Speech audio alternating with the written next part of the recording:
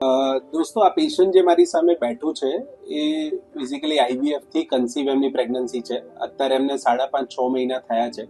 હવે એમનો main concern હતો કે એમને એક દિવસથી બેબીની મુવમેન્ટ ફીલ નથી થતી. અત્યારે કરન્ટલી મેં એમની સોનોગ્રાફી કરી તો અત્યારે 24 વીક્સની પ્રેગ્નન્સી છે. હવે આ બેબીની મુવમેન્ટ ફીલ ના થવી એ પેશન્ટમાં બહુ એન્ઝાયટી, પેનિક ક્રિએટ કરતી હોય છે.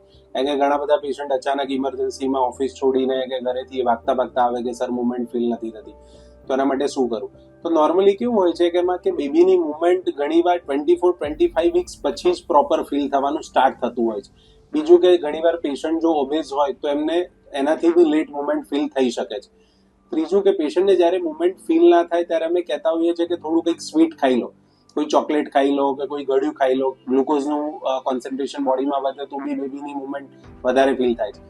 અને ફોર્થ કે ઘણીવાર પેશન્ટ અમે કહેતા હોય છે કોઈ એક પોઝિશનમાં ડાબા અથવા જમણા પડખે તમે સૂઈ જાઓ, કારણ કે ગ્રેવિટીના કારણે બાળક થોડું નીચે આવે તો આપણને મુવમેન્ટ ફીલ થાય.